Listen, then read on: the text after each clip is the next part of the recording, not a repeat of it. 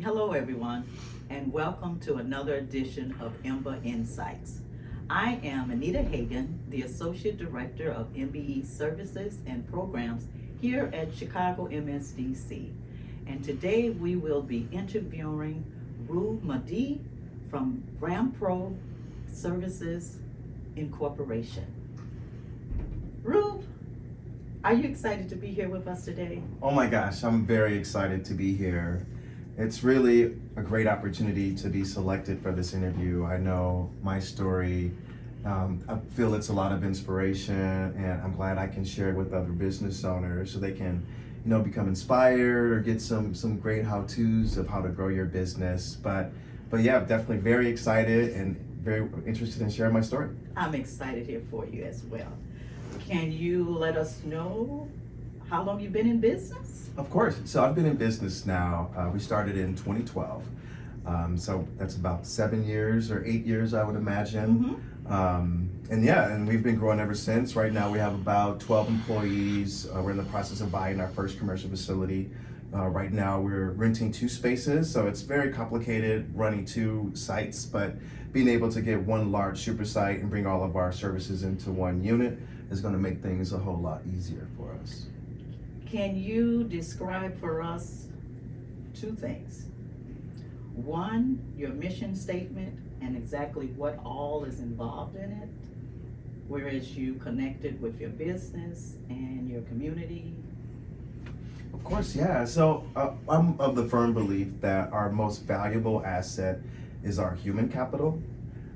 And we invest tremendous amounts of money inside of those folks as far as getting them trained and developed.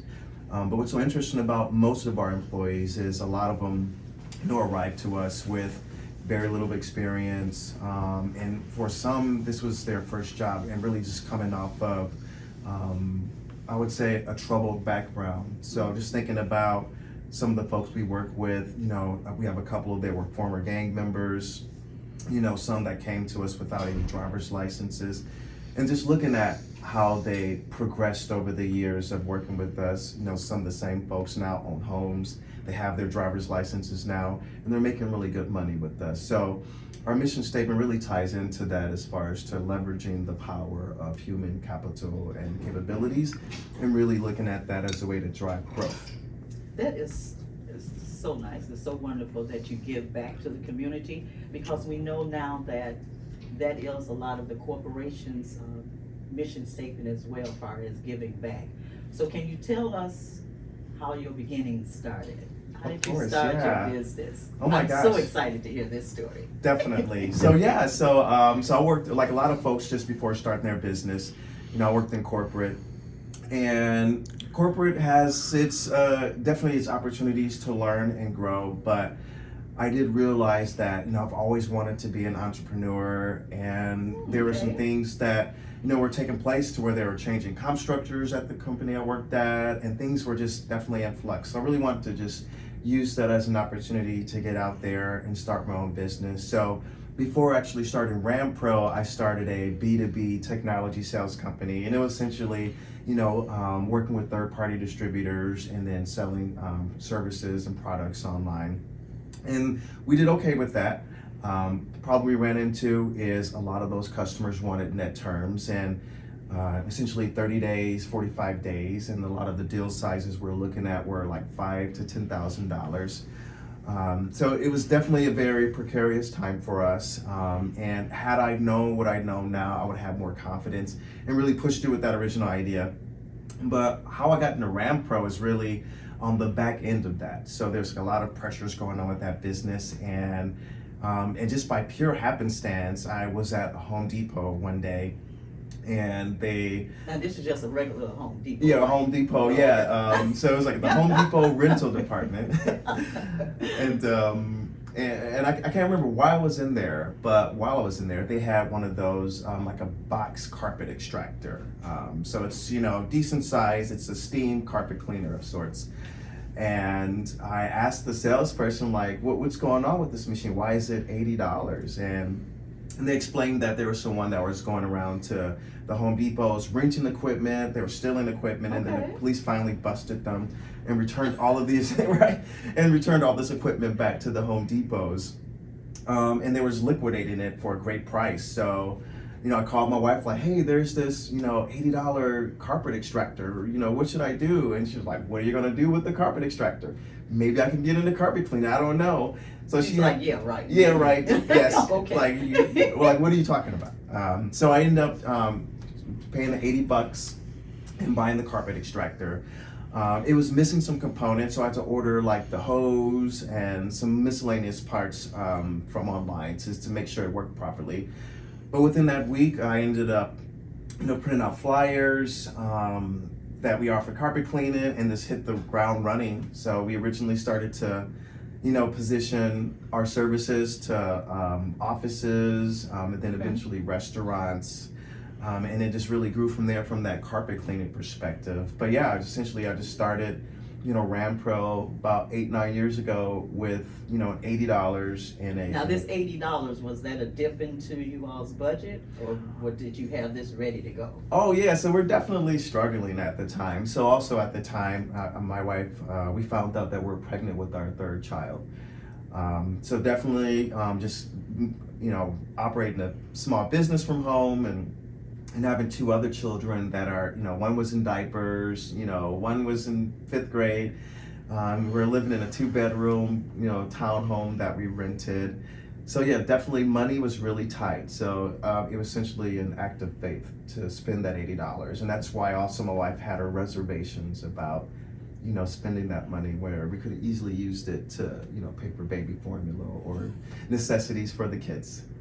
So how did you feel when you stepped out from the corporate world and into starting this entrepreneurship opportunity for yourself, but yet and still not really knowing exactly how you was gonna go about doing it? That's such a great question. So I feel when you're under a lot of pressure, so like being married, having, small children at home, I don't feel at any point I had an opportunity to really feel or think about how I felt or how it made me feel. I was constantly facing the reality of, okay, we have to make sure our rent is paid. Like, how do we get food in the refrigerator? How do we make sure our bills are paid? So it's really just, my family is truthfully, honestly, my biggest form of motivation. And without them, I wouldn't have been able to do anything in that entrepreneurial space. Yeah. So now, how are you dealing with the adversities that have come about during the process of working from one job to the next job? Sure. So one thing I realized with adversity is adversity is a positive thing. Mm-hmm. It gives you an opportunity to learn, to grow, to adapt and develop. So just really thinking about adversity, the highest level of adversity we've ever experienced was during the coronavirus. And I'm sure the same was for me, was the same for any other business out there. But just from my perspective, I remember right before the pandemic, we just signed a contract with the casino, the Harris Casino, and by attending an event through the council and networking and getting that contract. So that was great. And thank you for setting that event up, by the way. So it was really like we were just about to take off. We got some really large opportunities. This was just really coming out of the Goldman Sachs program that I also participated in. And then literally 2 weeks later, everything was shut. So I remember those first few weeks just getting calls and texts from all my customers, we're canceling our services. There's nothing else going on. We're going to, and just looking at, we had all these jobs and all this opportunity. And then all of a sudden it all went away. So, and there was like a lack of clarity coming from, our political leaders as far as to what does, monies look like, or is there any kind of forbearance? Like, what does all of this look like? Are our bills still due? So really just doubling down, really, working with our resources, working with the marketing companies. We pivoted, like a lot of companies did. We invested in new equipment. We started getting into sanitization. And it's really just seeing like how much we grew out of that experience, because that ended up being financially the biggest year that RAMPRO had in our history. And then really coming out of the pandemic, it set us up for success to really hit some of our next level goals. Okay, so now you also participated in Chicago MSDC's PIPE program. So now would you say that by you participating in that PIPE program set you up for the success that you had through the through the pandemic? Yes, definitely. So it was the first program I attended was Goldman Sachs, and that was like pre-pandemic. So I think that was in 2019, the summer of 2019. And then the pandemic hit, and then I participated in the PIPE program that following summer. So yeah, definitely both programs were instrumental, just giving me the tools and resources that helped me grow and develop and survive that phase. But just in reflection on Goldman Sachs and the different program modules that they have, a lot of the tools that we were able to deploy, we gathered that during that program. So one of the modules talks about, what's your disaster recovery plan? And then some folks that were a part of that cohort, they built in some similarities as far as to some type of major shutdown. So some were better able to pivot and then use that that module more to their advantage. But again, the program also touched on like using technology or automation or really understanding your business and culture. So just really reflecting in all of those tools I learned from the Goldman Sachs program. It really helped me identify opportunities and then develop strategies that we can use to pull us through. Okay, so now both of those programs, the Goldman Sachs and the PIPE program, took a lot of time away from your business. Would you suggest for any MBE that is out there and wanting to grow their business, would you tell them that this is a great opportunity and that it's worth the investment? Because it does take a lot of time away from the business. It does. And someone else has to step up to the plate while you are participating in these courses. Can you elaborate on exactly how that benefited you? Yeah, definitely, because the programs force you outside of your business and force you to work on your business. Exactly. So like step number one is if you can't leave your business, if you don't have someone in place, then that's like a big issue there. So a lot of companies, they struggle with that.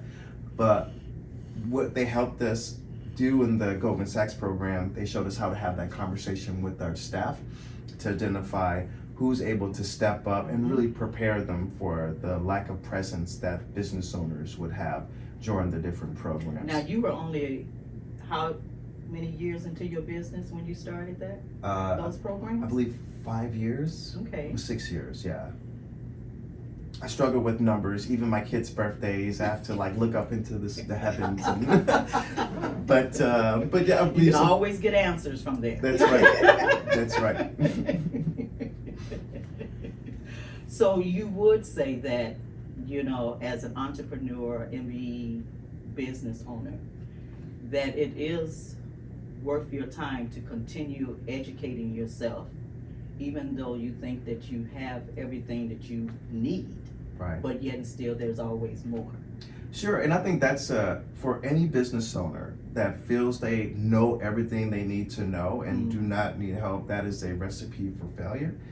Because just looking at like how many programs that I've attended, how much we've grown our company, there's still a wide delta of things that we are, we need to know and we need to grow with. So definitely there's always more information, there's always better ways of doing things. And then on top of the PIPE program in Goldman Sachs, I also attended the AMET program at Northwestern University's Kellogg Business School.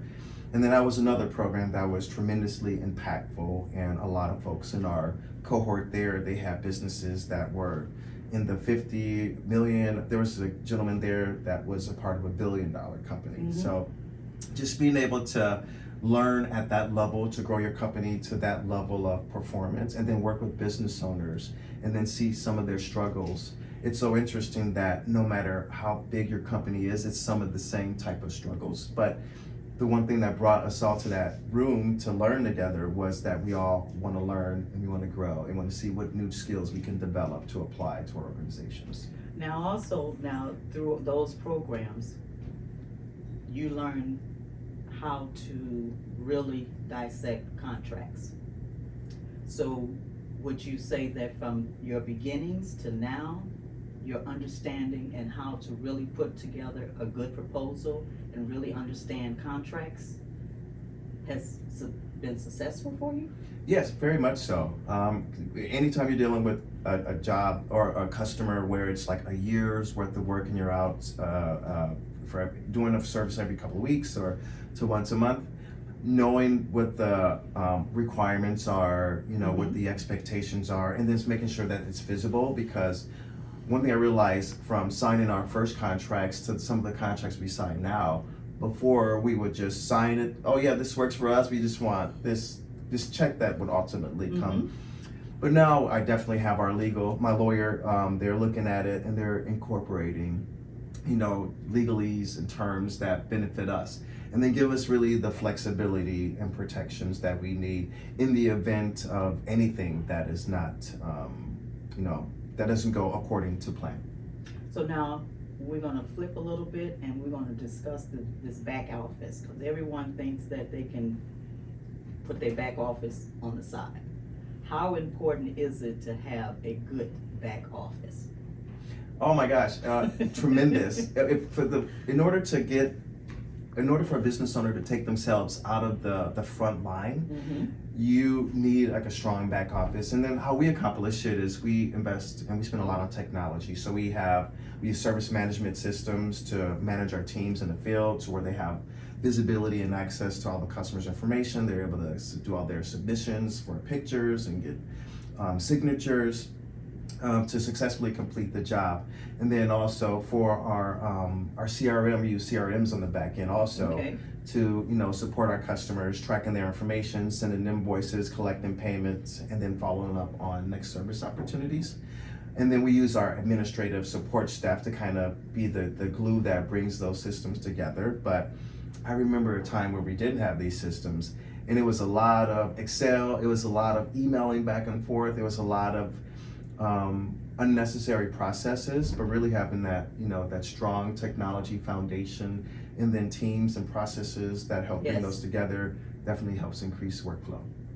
So now you've started everything, and all of a sudden now you are a certified MBE. Can you say that certification has benefited you? Of course, tremendously. And just to give you some backstory on it, I remember before I became a certified MBE, I looked at the council maybe a year before, and I looked at some of the requirements. Just looking at where we started and to where we ended up. So so far in, we've won multiple contracts. We've attended several events, and me personally, I've attended a lot of programs that were through the council and made great relationships, and I partner with other members of the council as well. So just looking at the time span and so much of the things that were accomplished, so much value that were given, I would wonder, why wouldn't someone want to be a member of the council? And I think in my deepest, my heart of hearts, that if you want to grow your business and you want to be successful, get your certification, because I see what it did for us, and I'm certain it can do a lot more for others. Well, we want to appreciate you giving that information out in regards to certification, the importance of getting certified, because it is important. It does give you an opportunity to have the leg up on someone that is not certified. So let's talk a little bit about what are your short-term goals for RAMPRO? Wow. Oh, that's a great question. So in the short term, right, we're in the process of buying our first commercial property. So, well, thank you. So we should be getting the keys here in 2 weeks. We're in the final closing stage. How exciting! I know, it's 7,000 square feet. So we're taking over an old like Napa Auto. So it's like a 2 garage bays. It's 7,000 square feet. It's massive. So we're gonna get the keys here by the end of the month, and we're gonna start reconstructing it and carving it out, because we're gonna do some multi-lease. We're gonna be subleasing some things out. We're gonna occupy parts of it, but just now having that space, now we're into the commercial real estate game as well as being a commercial cleaning company. How exciting, how exciting. So, you plan on hiring more?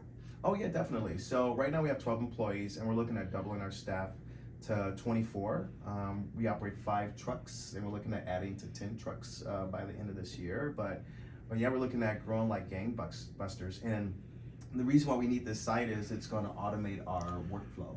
So right now we buy a lot of chemical from distribution, where a lot of cleaning chemicals and degreasers. Where with this new site, we're going to start mixing our own commercial cleaning chemicals, as well as like washing our rags and things. Now we have people that go and take them to the laundromat and bring them to our office, where now we're going to have, be able to launder our rags and our uniforms inside of our facility.